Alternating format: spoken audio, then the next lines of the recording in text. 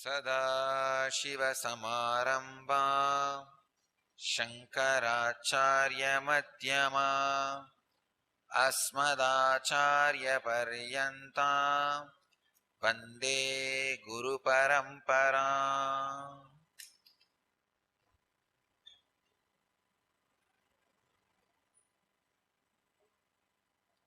I welcome you all with my love and respects.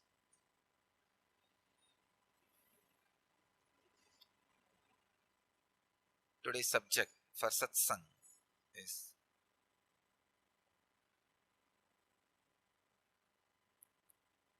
Ahimsa, door to global peace.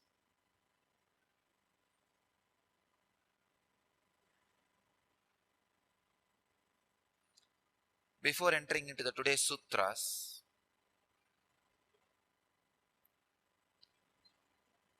I'll share few more understandings about yesterday's sutras, yesterday's aphorism. Pratipaksha bhavanam, that's the key word of yesterday's aphorism.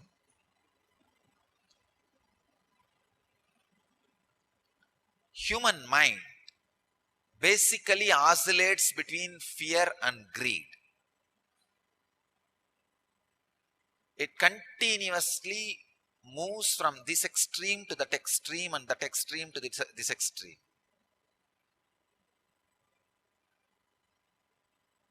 The oscillation between the fear and greed is mind. Please understand, it's like if I have to give an example of a web camera. The web camera is here. This end and that end. That camera continuously moves to this end to that end, looking this corner to that corner. That camera is consciousness, and the movement from this end to that end is called mind. Your consciousness's attention, when it moves from the fear and greed and fear, the extremes, that movement only is called as mind. As long as that movement is there, the highest possible coherence does not happen in you. Highest possible coherence happens when that consciousness just stays without oscillation. When that consciousness stays in restful awareness, then the highest possible coherence happens in your system.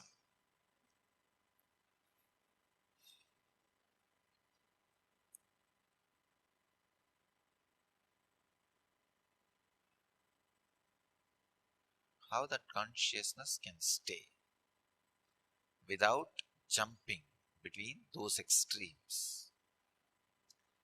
Whenever your unconsciousness pulls you towards the fear extreme, consciously slap it with greed, then it will come to the center. When the unconsciousness was rushing towards the greed, consciously slap it with fear, it will come to the center. Understand? That is what Patanjali means when he says Pratipaksha bhavanam. Whenever your fear is awakened, you forget greed. You forget about your future. I have seen people, when they get into the fear, they forget about their possible future and do more and more nasty things, get into big mess, which I know for sure many people are doing now. They have the fear that one mistake which they did is going to finish them off. But that fear makes them forget about the possible future they can have, and the greed disappears about the future, and do more and more messy things and get into deeper and deeper troubles. Instead of one crime, now they have to face hundreds of crime. That is the unconscious flow of mind. Don't get into that mess. Same way, whenever you are caught in greed, you forget about the fear and you do some foolishness. Only after that you even remember the side effects and after effects. So the greed, when it takes over, you unconsciously slap your unconscious consciously with fear. It will come to the center. When the fear takes over, consciously slap it with the greed. It will come to the center. Being in the center suddenly raises you to the highest possible coherence. That is what I call niyamaha. So whether it is related to non-violence or non-stealing or non-greed or truthfulness or living like God, any vow, any law, any flow, whatever may be, please understand, whatever it may be, when the fear takes over, slap it with greed.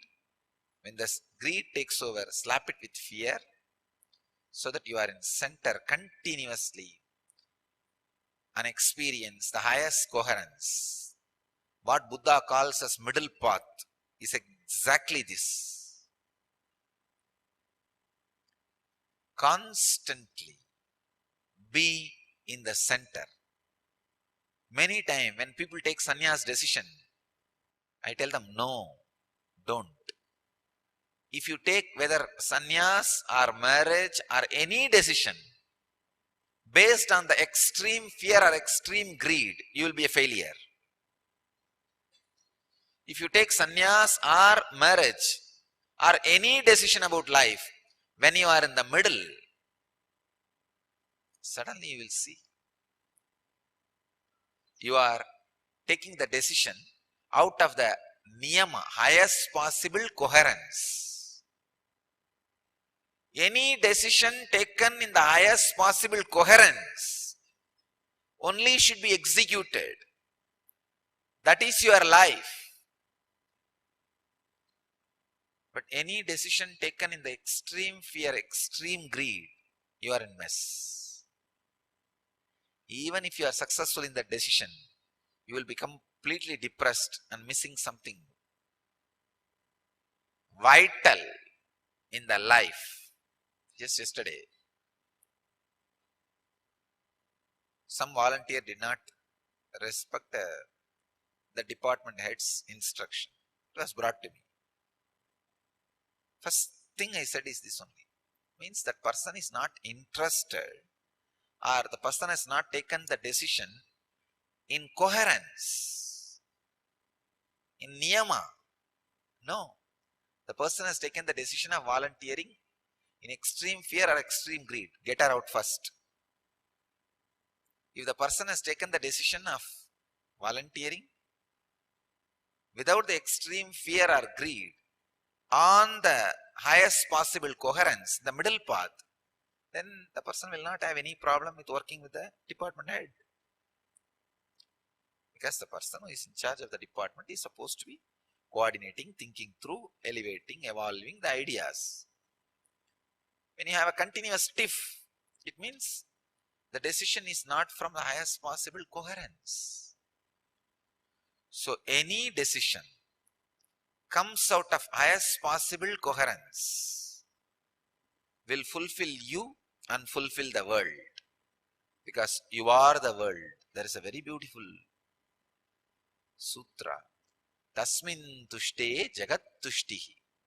Prenide prenitam jagat. If you are satisfied, whole world is satisfied. If you are happy, whole world is happy.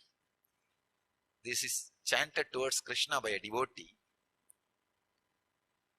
If you are happy, then everything is okay. Tasmin tushte jagat tushti prenide prenitam jagat. It is not only towards Krishna, towards every one of you. If your decisions are in highest coherence, you will be fulfilled. Means the whole world will be fulfilled. If you are fulfilled, the world will be fulfilled. Because world is you. You are world.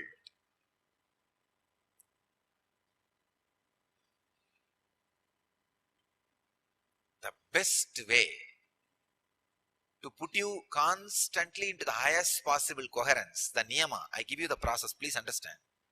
The best way, take the life lightly and go on being joy. Take the whole world lightly. What is there? Okay. And I tell you, any worst situation, only till you enter into it, the fear will be there. I tell you, even prison. After staying there for a few days, the fear went away. I really tell you. Of course, earlier also I did not have a fear. Ultimately, the being is fearless. But just even that social, so-called, I tell you the same way the death also. Only because you have not entered into it consciously, so much fear. Just be casual. When it comes naturally, consciously enter into it.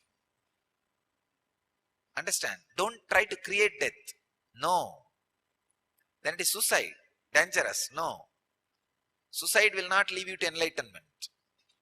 When a natural death comes, mentally be prepared, consciously face it, go through it. Suddenly you will see, oh God, just for this, with this fear, I wasted whole my life. I've been cheated so much. Same way, when you enter into the death consciously, suddenly you will realize, oh God, it is such a simple thing. Just for this, so many fellows exploited me. Showing this tumudumu, woo, jauju. Showing this foolish fear, so many fellows have exploited me. Society, politicians, so many. Take the life lightly. It is not worth of suffering. Life is not worthy of suffering.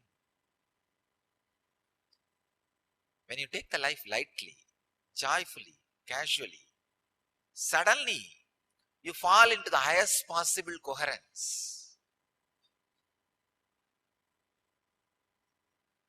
Things become more alive. Things become more light. Things become more practical. Things become more happening. Understand? As of now, many of your spiritual knowledge is not a happening. It is just there like a godown. When a master happens in your life, all the spiritual treasure becomes happening. It is just day-to-day thing. Just yesterday in the healing initiation, one devotee asked me, from the young age, I am filled by Narasimha. Can I have you also along with Narasimha in me? I just said, don't even bother about me, Narasimha, too. Where will you keep 60, 60 or 40, 40 or 50, 50? Don't bother. Just look. See Narasimha. That's all. I don't know what happened to her.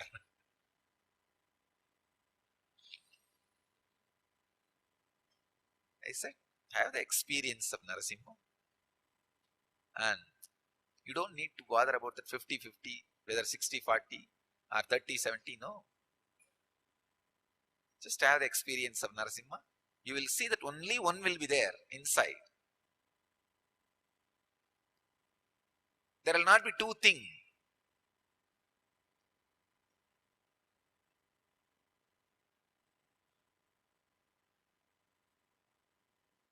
When the highest possible coherence happens,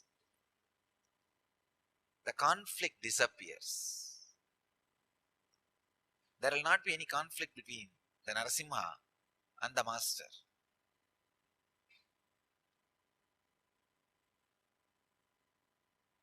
I know what she has experienced immediately.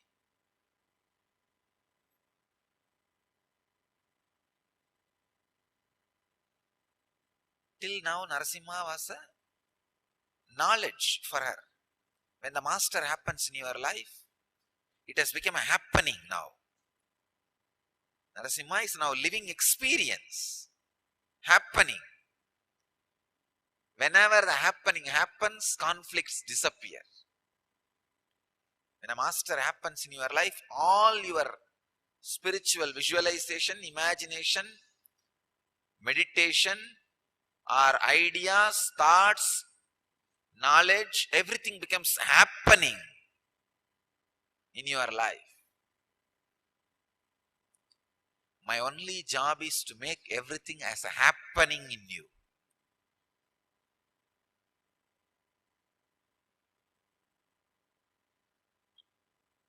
So now the yama, niyama, all these, you read, heard enough, read enough, tried to practice enough. Now suddenly when the master happens, why? It becomes an happening. It is an happening. The highest possible coherence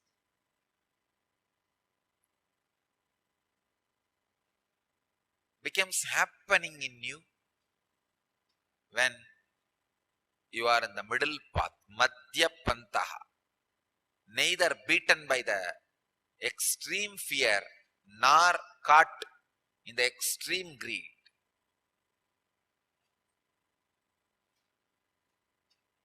Decisions taken in the highest possible coherence keeps you in yama and niyama. Understand? Yama and niyama are not set of rules. It is being in the highest possible coherence. Because those set of rules, if you start practicing as a rules, you will never be successful. I tell you. As rules, they will be utter failure. Patanjali is not an impractical master. I know there was a quack doctor in my village. Quack doctor means he doesn't know much, but somehow whatever little he knows, with that he tries to manage the scene. Means you would have been assistant for some doctor. 5-6 years when you are assistant to some doctor, you will know for stomach pain, white tablet, for leg pain, black tablet, for headache, green tablet, for kidney problem, yellow tablet. With color you come up with some idea and you make a chart based on color. And if some company changes the color of their tablet, what will happen?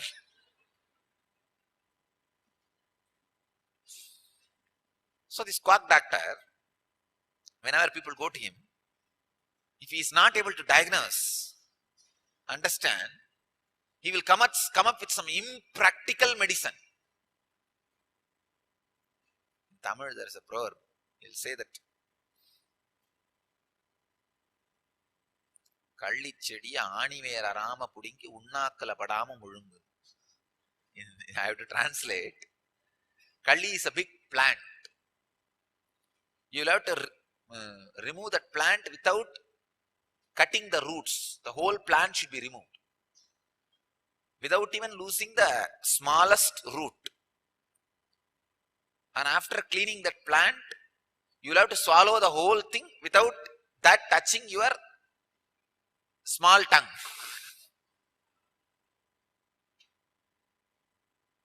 Is it ever possible? Then you know you are going to die with a disease. And at least you will not blame the doctor, he doesn't know the medicine. Patanjali is not that kind of a person who gives impractical solution. If you understand yama, niyama with your own translation in a superficial way, that is what you will think. When will I master the non-greed and non-violence, truthfulness? By the time I master, I'll become old. Then when will I start my asana and pranayama, pratyahara, dharana, dhyana? Already I am in samadhi.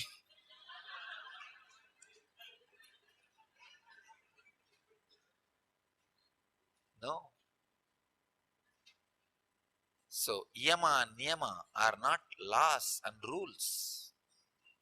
It is the process of putting you into the highest possible coherence. Highest possible coherence.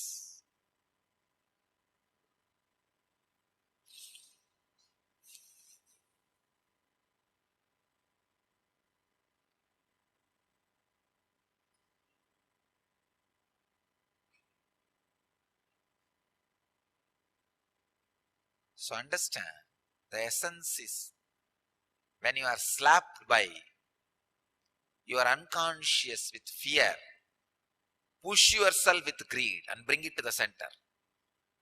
When you are slapped by your unconscious by greed, push yourself consciously with fear and bring it yourself to the center. When you are in center, always you are in the highest possible coherence, centeredness. I bless you all to achieve, experience, live, express and radiate the eternal bliss. Nityananda. Thank you.